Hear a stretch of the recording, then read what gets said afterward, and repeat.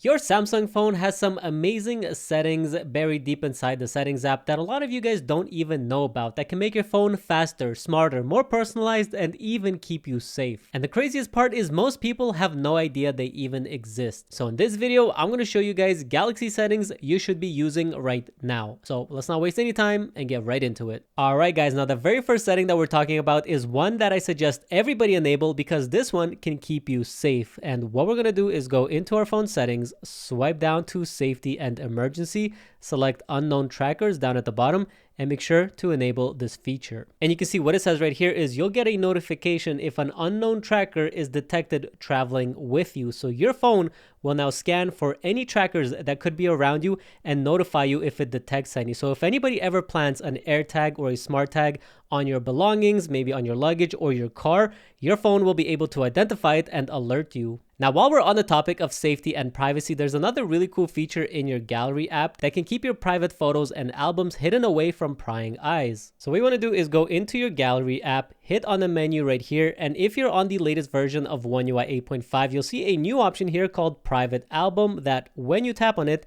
you will have access to a private album where nobody will be able to see any of your photos. Now, if you want to add any photos or videos in here, all you need to do is go into your gallery, select any photos that you want. So I'll just take a couple of these wallpapers here, tap more, and then you can see there's an option here to move them to the private album. And when you move them, they're going to disappear from your main album. And if you ever want to see those photos in your private album, just go back into your gallery, tap on the three dots right here, select your private album, and authenticate, and you will have access to all of your photos. And of course, if you ever want to remove any of them, you can just select any photos that you want, select move, and it will move it back to your gallery.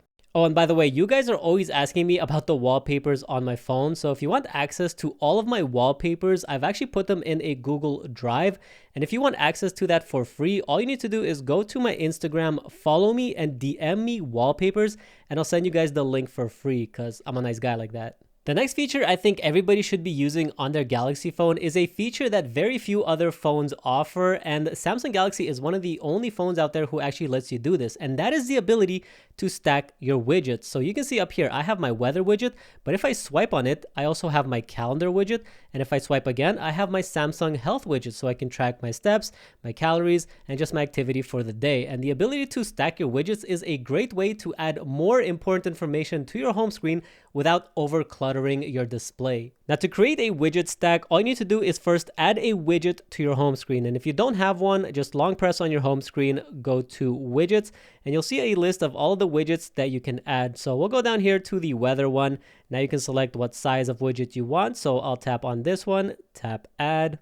And you can see it adds it to my home screen. Now, if we want to add another widget on here, we just long press on it and you'll see an option here for create stack. And now we can go ahead and add another widget in here. So we'll go into calendar, pick the same size widget, tap add, and that's it. Now you've created your first widget stack and you can rotate between these widgets. And the bonus tip, a lot of you guys are always asking me how I'm able to get the weather widget to be transparent like that so you can see through it and see the wallpaper.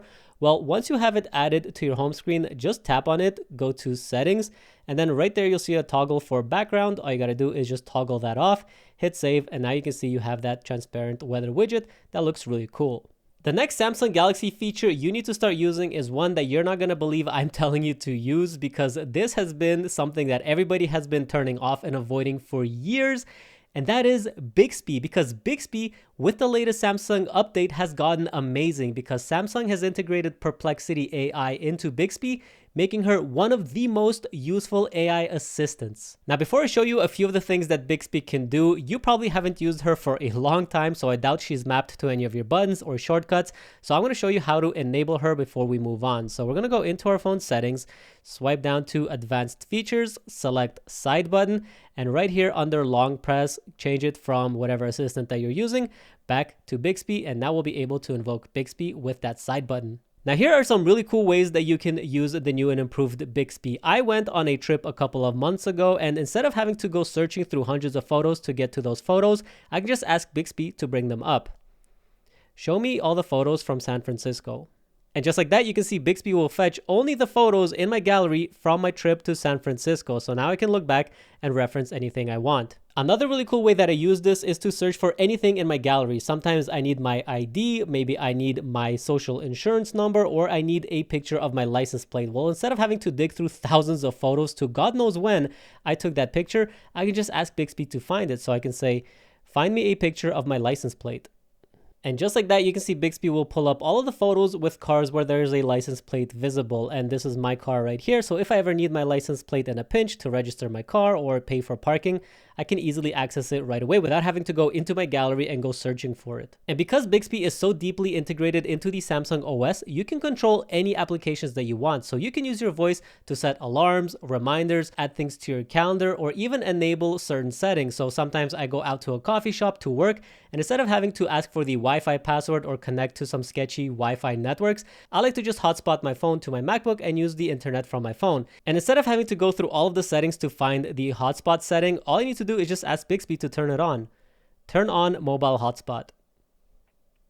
And you can see just like that, it turns on mobile hotspot and my MacBook will automatically connect to my phone and I can start using the internet. But an even more powerful way to use Bixby is to take actions across multiple different apps. And to show you what I mean, this is super cool. So let's say right now the Toronto Raptors are in the playoffs and I don't want to miss any games. So what I can do is ask Bixby, find out when the next Toronto Raptors game is, add a reminder 1 hour before the game starts, and also add it to my calendar.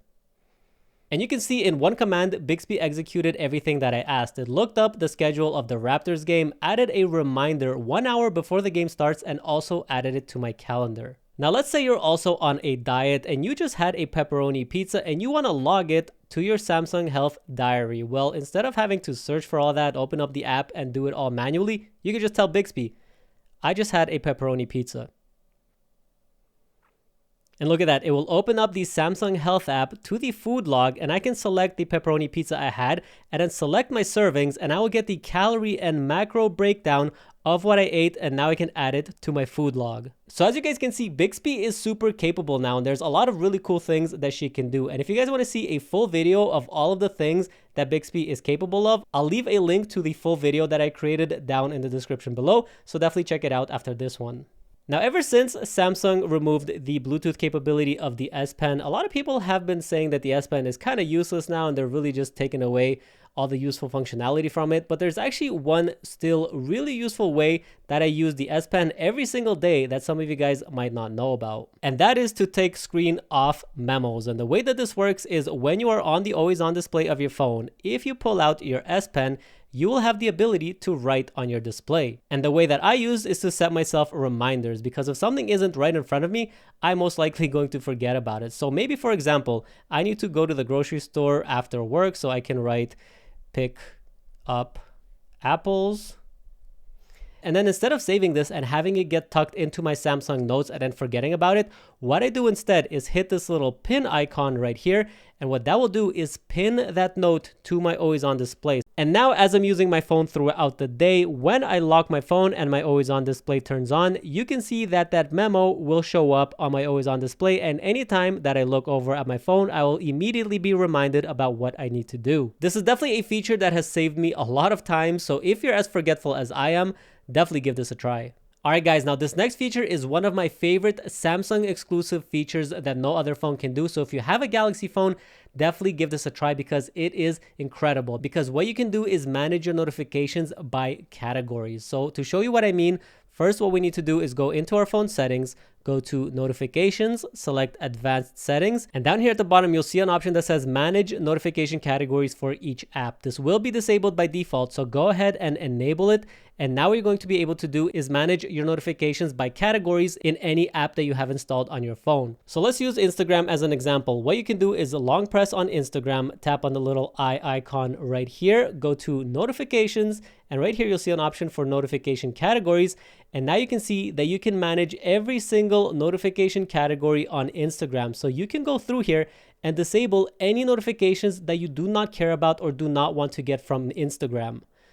So I've disabled shopping requests, shopping drops, product announcements, accept and follow requests. I also don't want to get notified every single time somebody likes a photo of me or a video, but I do want to get notified when somebody maybe sends me a DM or I get a comment, so I can leave these enabled.